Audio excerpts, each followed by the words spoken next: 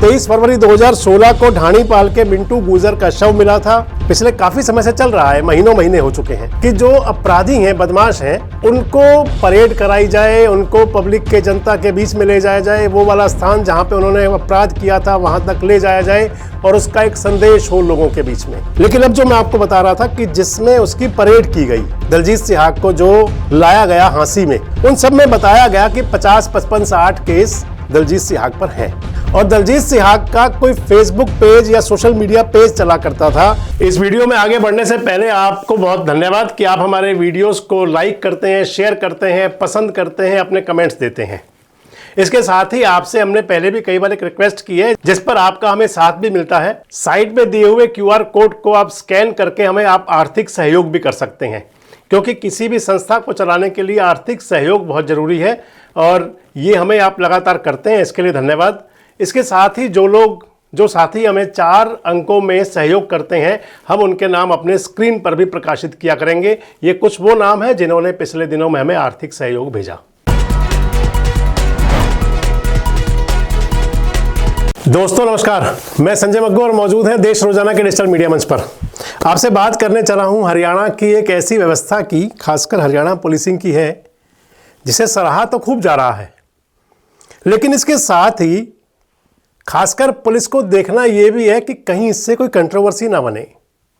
देखना यह भी होगा कि कहीं इसकी वजह से किसी प्रकार का बेवजह का तनाव या विवाद ना खड़ा हो जाए। दरअसल पुलिसिंग के अंदर जब पुलिस बड़े हार्डकोर क्रिमिनल को पकड़ा करती है तो उस समय पुलिस के पास कई चुनौतियां हुआ करती हैं। एक सबसे बड़ी चुनौती होती है कि समाज को यह संदेश देना कि आप इनसे डरे ना, आपको डरने की कोई जरूरत नहीं है। हरियाणा के पुलिस महानिदेशक OP सिंह साहब लगातार ये कर रहे हैं, सोशल मीडिया के माध्यम से और मीडिया के माध्यम से संदेश अग्रेषित कर रहे हैं कि बदमाशों से डरने की कोई जरूरत नहीं है। बताते हैं कि 2 कौड़ी के होते हैं बदमाश, कई बार ये बातें आई हैं और ये होना भी चाहिए। लेकिन जिस बात पर आपसे मैं कह रहा हूं कि देखना होगा और सोचना भी होगा कि कहीं किसी बात से कोई विवाद ना हो जाए। दरअसल हरियाणा पुलिस ने पिछले दिनों, हांसी की पुलिस ने, खासकर हरियाणा पुलिस की जो हांसी ब्रांच कह सकते हैं, पुलिस सारे हरियाणा के एक ही है, हांसी पुलिस ने एक क्रिमिनल को, एक अपराधी को, उनका अपराधी का जो नाम है, उस अपराधी का नाम है दलजीत सिहाग सिसाए।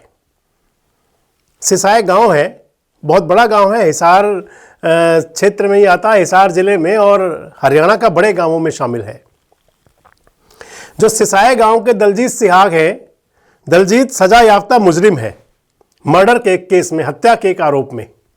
और आपसे इस वीडियो में जिक्र करूंगा क्योंकि मेरे पास कई लोगों के कॉल आए, मेरे पास भी आए और मेरे ऑफिस में भी आए। कई लोगों ने कॉल किया और बताया उसके अंदर इस सारे मामले को, सारे घटनाक्रम को लेकर के, और आपसे वही बात करूंगा। दरअसल हरियाणा के अंदर खासकर जो पिछले दिनों से चला है, पिछले काफी समय से चल रहा है, महीनों महीने हो चुके हैं, कि जो अपराधी हैं, बदमाश हैं, उनको परेड कराई जाए, उनको पब्लिक के जनता के बीच में ले जाया जाए, वो वाला स्थान जहां पे उन्होंने अपराध किया था वहां तक ले जाया जाए और उसका एक संदेश हो लोगों के बीच में। और वो संदेश क्या हो कि आप अपराध अगर करेंगे तो आपको सजा के साथ साथ सामाजिक सजा भी ये मिलेगी। ये सामाजिक सजा है, सजा तो एक अदालत दिया करती है और एक सजा आपको सामाजिक भी मिलेगी।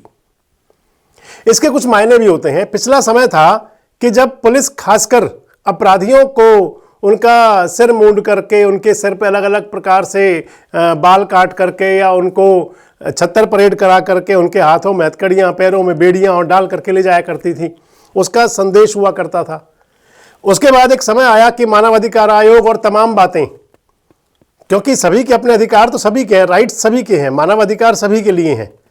जब ये मामले जाने लगे अदालतों तक तो फिर पुलिस ने अपनी कार्यशैली बदली और अब पिछले दिनों एक बार फिर से वही अंदाज शुरू हुआ। हालांकि रेवाड़ी का एक मामला हरियाणा और पंजाब उच्च न्यायालय के अंदर पहुंचा हुआ है, जिसके अंदर एक एक्टिविस्ट ने PIL दायर की हुई है और उन्होंने कहा है कि क्योंकि जो आरोपी लोग थे उनको हथकड़ी बेड़ी डाल करके उनको सरेआम सरेराह घुमाया गया और इसको लेकर के जो रेवाड़ी के पुलिस अधीक्षक हैं और बाकी वहाँ की पुलिस को समन भी किया गया है हरियाणा और पंजाब हाईकोर्ट से, जो मेरी जानकारी जितनी है।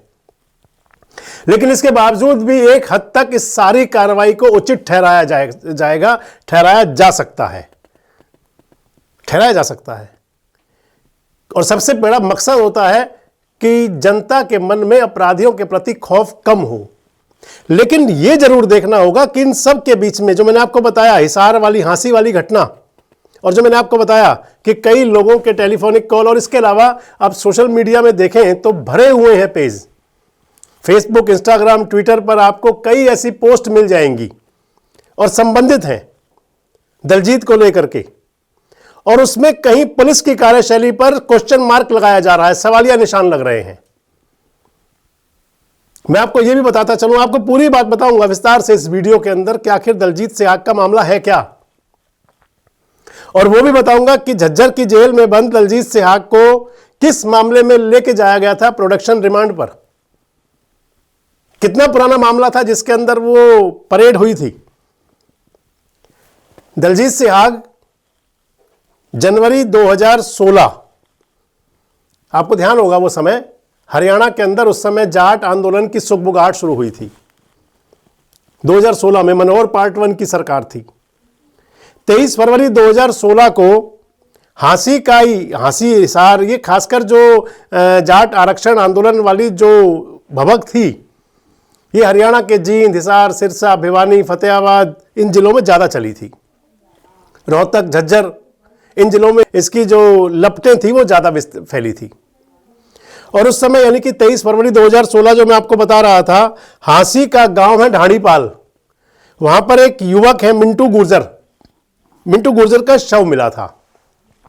और कहा गया था कि जो जातीय हिंसा भड़की थी, जो वो जातीय तनाव बना था जाट आरक्षण आंदोलन को लेकर के, आपको ध्यान होगा और मैं उस बातों को दोहराना नहीं चाहता क्योंकि वो हरियाणा के लिए काला अध्याय था, और काले अध्याय जितने ज़्यादा दबा दिए जाएं, उनको सामने ना लाया जाए, उतना अच्छा होता है।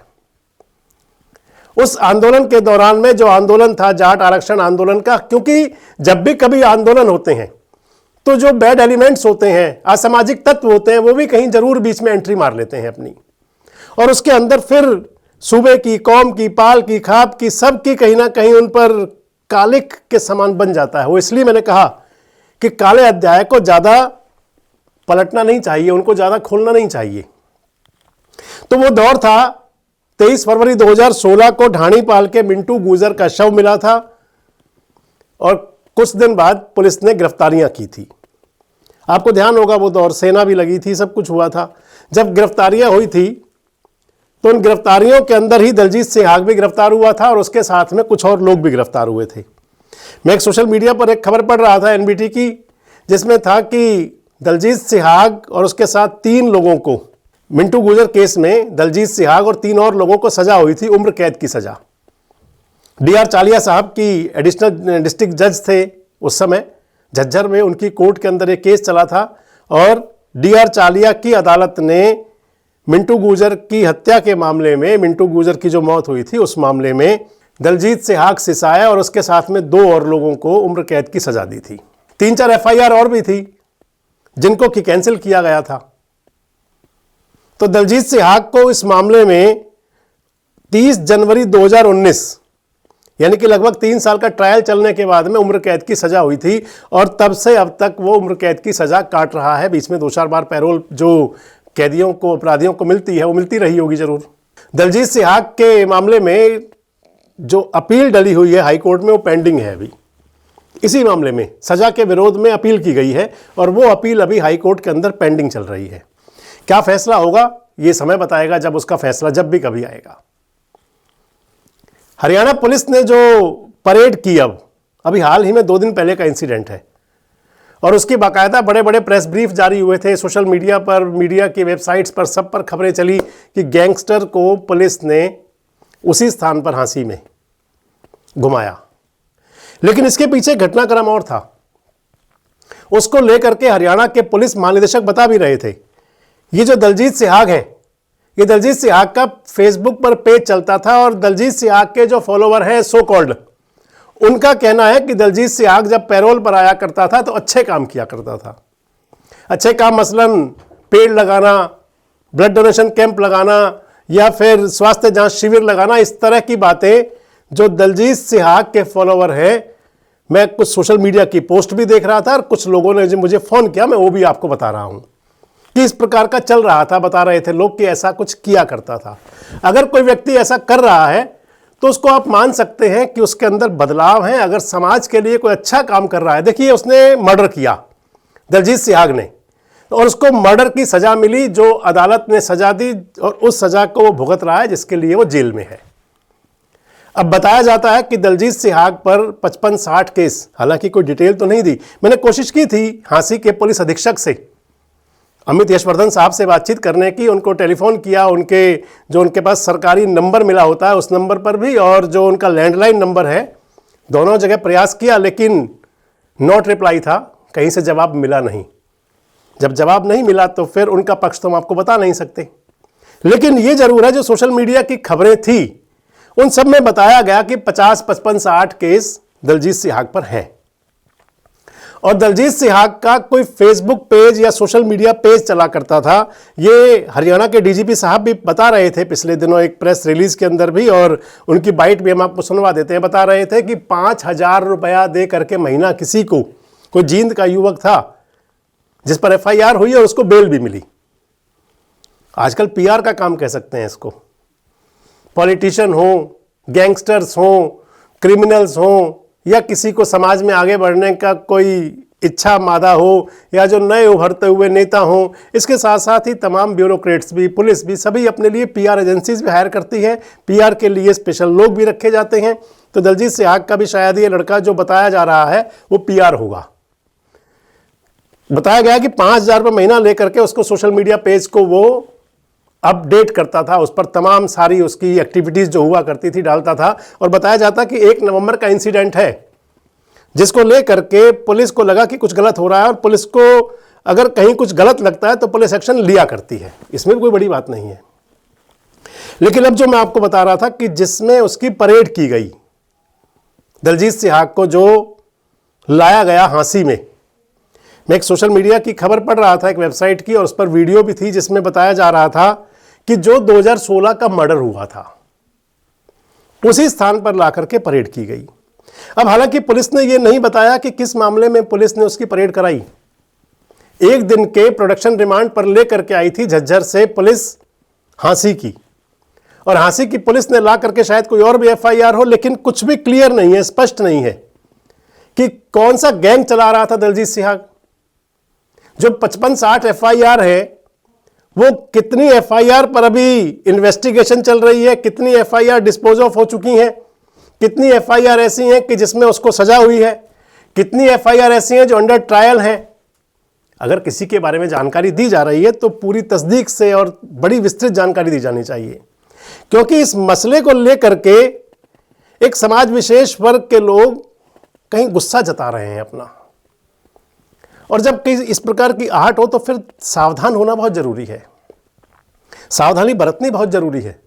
अब अगर दलजीत सिहाग पर कौन सा गैंग, किस गैंग के स्तर पर, किस गैंग के लेवल पर कौन सा गैंग बनाया हुआ है, क्या काम कर रहा था, अगर सोशल मीडिया पर या मीडिया की ब्रीफ में ये भी खुलता तो और ज़्यादा अच्छा होता। SP साहब से हमारी बात होती तो हम आपको ज़रूर बताते। इसके बाद दूसरी बात आ जाती है कि दलजीत सिहाग किस केस में उसको परेड कराई गई, क्या किसी से रंगदारी मांगी थी जेल से, क्या किसी से फिरौती मांगी गई थी, क्या किसी को धमकी दी गई थी, ये सब कुछ भी पता लगना चाहिए था।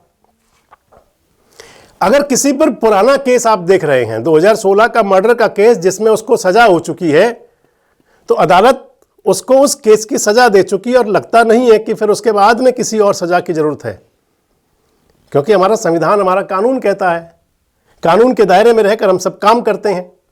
जिस व्यक्ति को एक अपराध की एक सजा अगर मिल गई तो फिर दोबारा उसको उसी अपराध की सजा, और वो भी पब्लिक पैलेस पर, कितना वाजिब है, इस पर क्वेश्चन मार्क भी है और समझा जरूर जाना चाहिए। अगर दलजीत ने किसी से और धमकी दी हो, रंगदारी मांगी हो, तो उस पर सख्त एक्शन होना चाहिए, सख्त कार्रवाई होनी चाहिए। लेकिन अगर कहीं समाज में ये मैसेज जाएगा कि कोई टारगेट है, तो फिर उसका संदेश ठीक नहीं होगा। अब इस मामले को लेकर के, क्योंकि इसमें बहुत सारे आप कह सकते हैं कि कुहासा है, धुंध है, जब तक ये स्पष्ट ना हो कि कौन से मामले में परेड कराई गई, कितनी एफआईआर है, कितनी एफआईआर मैंने जो कार डिस्पोज ऑफ हो चुकी हैं या जिन पर ट्रायल चल रहा है, कितनी एफआईआर में सजा हुई है, कौन कौन से मामले में दोषी ठहराया गया है, ये सब कुछ सामने आना चाहिए था। और लेटेस्ट ताजा घटनाक्रम की समाज से उसको कितना बड़ा खतरा था, कितने लोगों से उसने रंगदारी मांगी, कितने लोगों को उसने फिरौती मांगी, कितने उसके ऊपर जो दूसरी नई एफआईआर पिछले दिनों में अगर कोई दर्ज हुई तो वो सब कुछ सामने अगर आता तो और ज़्यादा अच्छा होता। इसलिए ज़रूरी है कि अपराध पर कंट्रोल के लिए बहुत सख्त संदेश तो जाए समाज को, लेकिन गलत संदेश ना जाए।